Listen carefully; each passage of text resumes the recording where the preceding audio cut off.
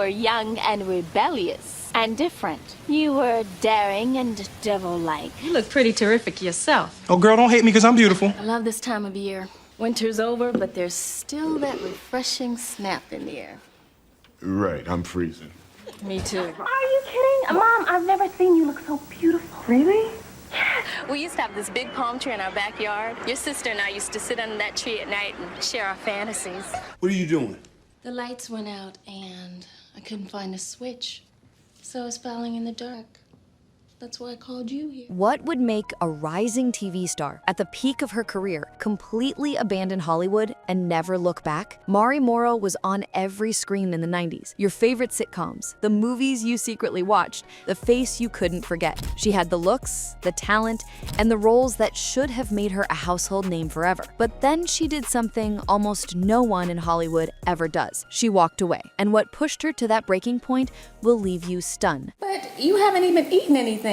Plus, we got a lot to discuss, and we need the time out. Born on July 21st, 1968, in Miami, Florida, Mari Yolanda Morrow wasn't your typical aspiring actress. Her Barbadian and African-American heritage gave her a striking beauty that would open doors and eventually slam them shut. But here's what most people don't know. As a child, Mari performed in local theater productions with one mission: raising money for low-income college students. She wasn't chasing fame, she was chasing purpose. That distinction would matter later. Are you in love with her? What?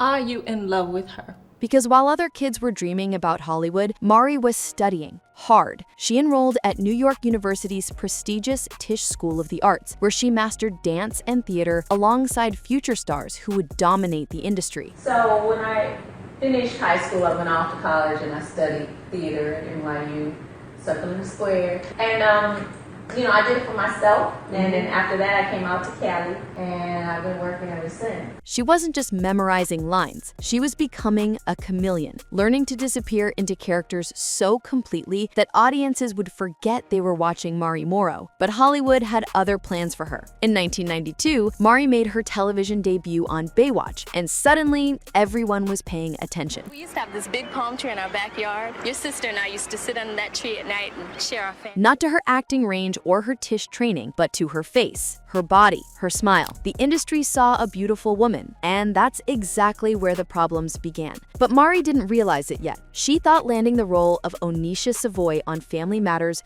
was her big break. How could you kiss me tonight after you kissed some other guy last night? It wasn't easy. It made me feel kind of false. From 1992 to 1997, Mari appeared on one of America's most beloved sitcoms. Every Friday night, millions watched Eddie Winslow's gorgeous girlfriend navigate the chaos of the Winslow household. Mari was charming, funny, and electric on screen. Fans loved her. But behind the scenes, something dark was growing. Something that would eventually destroy her love for acting altogether. Yes. No, before.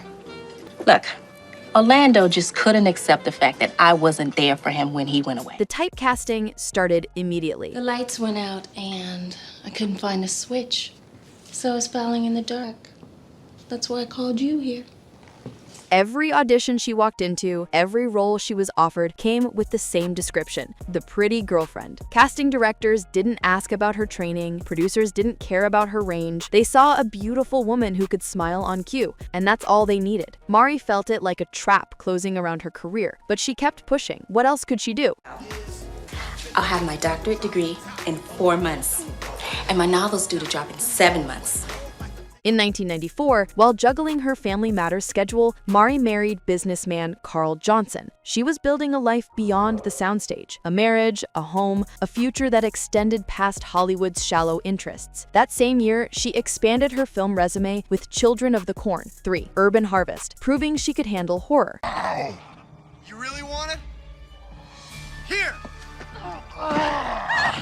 Then came 1997's Def Jam's How to Be a Player, where she starred alongside Bill Bellamy and Bernie Mac in a hip-hop comedy that showcased her comedic timing. I'm not busy tonight. AJ Jones. She was everywhere, working constantly, and everything looked perfect from the outside.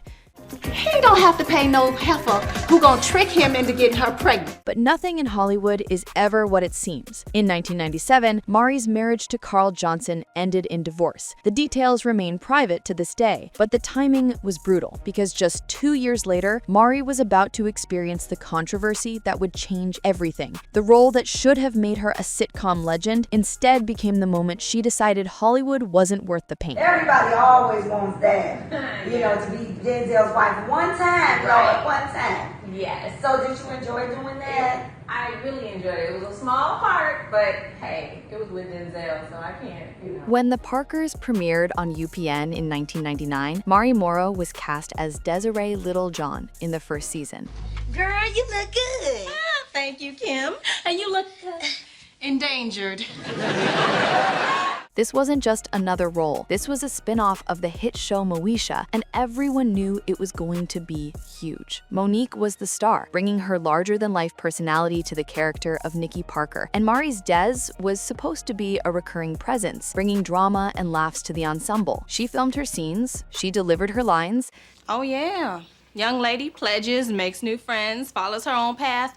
Yeah, she's headed straight for hell. And then the unthinkable happened. Mid-season, Mari was replaced by actress Yvette Wilson. No warning, no explanation, just gone. Des Littlejohn vanished, and a completely different character took her place. Viewers were confused. Mari was devastated, and when the truth finally came out, it was worse than anyone imagined. According to multiple reports, producers made a calculated decision. They believed a heavier actress would have better chemistry with Monique. They wanted someone who matched Monique's energy and physical presence, and they decided Mari wasn't that person. Read that again. She was fired because she was too thin. Why are we standing around here moping? Let's take it to the dance floor. If you're nice, I might drop it like it's hot. Too conventionally beautiful. Too much of what Hollywood had always told her she'd be. The irony was suffocating. This wasn't just about losing a role on a hit show. This was about being told, for the 1000th time, that she didn't fit whatever impossible mold Hollywood needed at that exact moment. Too pretty for serious roles. Not enough heavy for comedic chemistry. I'd rather choose Still Walk. I'd rather have Caesar's tickets to the Clippers. You son of a...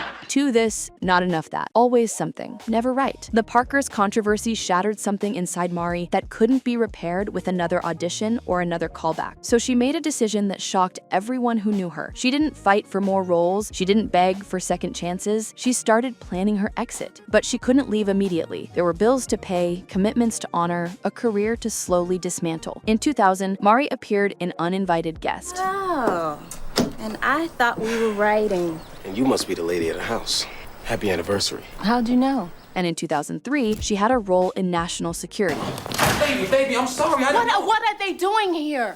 We're working on the script.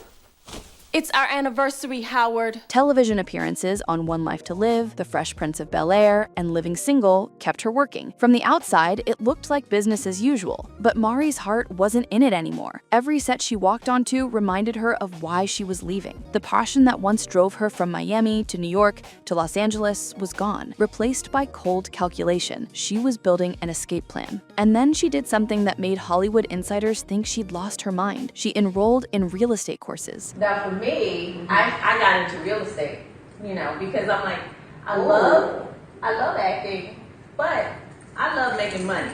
So I went and got my license. I started selling houses and doing things and fixing up houses. I did this one. The woman who once commanded television screens was now studying property laws, market analysis, and investment strategies. Her agent probably thought it was a phase. Her colleagues likely assumed she was keeping busy between roles. But Mari wasn't dabbling. She was burning her old life to the ground and building something entirely new from the ashes. She was done being judged for her appearance, done with an industry that only valued her face. She wanted a career where her intelligence, work ethic, and expertise mattered more than her measurements. Held her when she cried.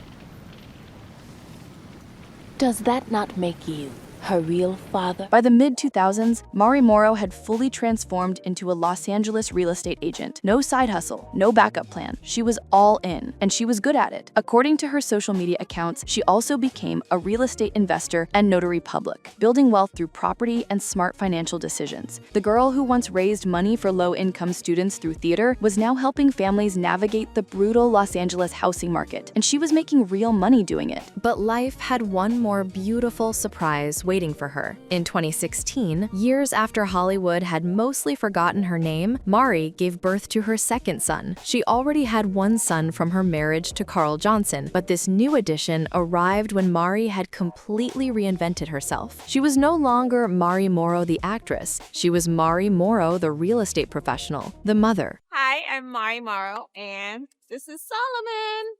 Say hi, Solomon. Solomon's into the daddy duck here. The woman who chose her own happiness over an industry that never chose her. Yet, Hollywood has a way of pulling people back, even when they've moved on. Between 2012 and 2021, Mari made occasional appearances in projects like Touch, The Good Life, Love That Girl, and DILF Diaries. In 2021, she appeared in one episode of Disney Channel's Sydney to the Max. These weren't starring roles or recurring characters, they were reminders that Mari still had the talent, but she no longer needed validation from an industry that had broken her. As of 2025, Mari Morrow hasn't taken on any new acting roles. She's focused entirely on her real estate career and raising her sons in Los Angeles. Her net worth is estimated at around $500,000. A figure built from both her acting residuals and her successful transition into real estate. It's not the millions some of her Family Matters co-stars accumulated, but it's money she earned on her own terms, in a career where she's valued for her mind and her expertise, not just her looks. Today, Mari lives quietly in Los Angeles, building her real estate portfolio and watching her sons grow up far from the toxic environment that nearly destroyed her. She's not chasing auditions, she's not waiting for her agent to call with the next big opportunity. She's living a life Hollywood could never give her, one where she controls her worth, her time, and her future. Mari Morrow's story isn't a tragedy. It's a masterclass in knowing when to walk away from something that doesn't serve you, no matter how much the world tells you it should. She didn't fail Hollywood, Hollywood failed her, and she found success anyway.